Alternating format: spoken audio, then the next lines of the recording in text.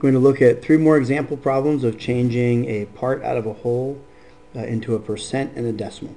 So in this scenario, imagine we had an 8-point assignment. You earned 5 points on it.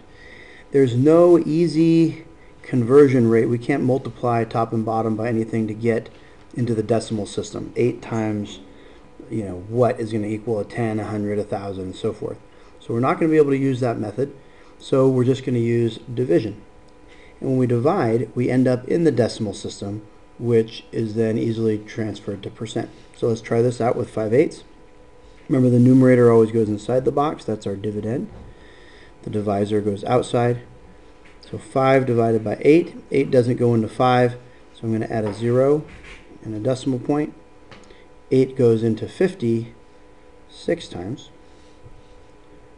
Product of 48, difference of 2. Bring down a 0 since we're to the right of the decimal.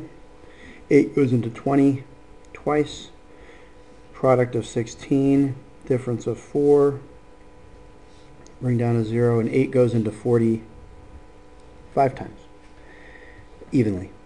So now I end up with a decimal of 0.625. Now decimal is in the base 10 system. So if it's a base 10 system, we should be able to find a part out of 100, which would be our percent. In this case, I'm going to go to the hundredths place, and I'm going to move the decimal point right after the hundredths place. So this is going to become 62.5%, or 62.5 hundredths.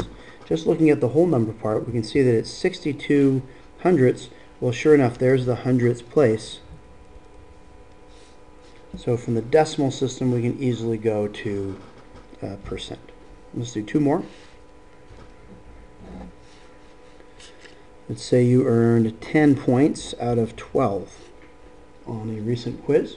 And again, there's no unit fraction that we can multiply 12 by to get easily into the base 10 system, a 10, 100, 1,000, and so forth. So we're going to go ahead and do division. 10 divided by 12. 12 doesn't fit into 10, so we're going to add a 0 and a decimal point. 12 goes into 100. Let's see, 8 times. So 8, the product is going to be 96. Difference of 4. Bring down a 0.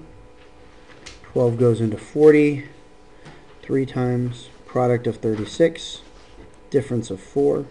And now we can see that we've got a repeating decimal. We're going to end up with 0.83 repeating. And so we know then that this is 83 hundredths, so that must be 83%.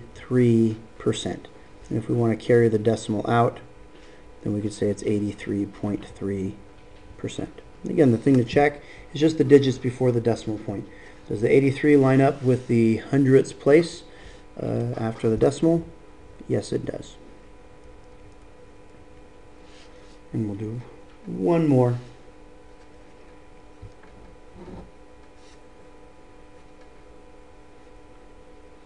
Let's say on your recent test, you got a 42.5 points out of 50. All right. Well, let's review our division first, and then we'll go back and look at the simpler way to do it. So 42.5 points out of 50 on our most recent test. Let's go ahead and do the division. It's going to be 42.5 divided by 50. Now, what I recommend doing is getting rid of any decimal points in your division problem. And so what we're going to do is we're going to move the decimal to the right here and move it to the right here. And we're going to rewrite this now as 425 divided by 500. Now all that I've done is taken 42.5 over 50. All I've done is multiply it by 10 over 10. And you agree that this is the same as 1. We really haven't changed anything. Now we get 425 over 500. That's all that I'm doing. Okay. So now it just cleans things up because we don't have a decimal point to deal with inside. So 500 does not go into 425 evenly or at all. So we're going to add a 0 and a decimal point. And it looks like this will go in 8 times. So 8 times 500 is 4,000. difference of 250. Bring down a 0. 500 will go into 2500 5 times evenly. So we get 0.85. So if it's 0.85, this is 85 hundredths. That's the hundredths place. So that then means that it is 85%.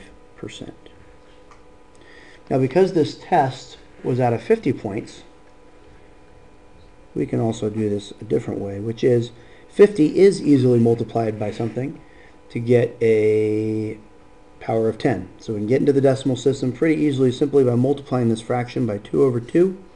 Then we get an equivalent fraction out of 100. 42.5 times 2 is going to be 85. Now this fraction, 85 hundredths, well remember a percent by definition is a part out of 100. We've already got it out of 100, so this is 85%. Okay, your homework tonight, you've got 5 problems to do. The first one is to find the percent that you earned on our most recent test.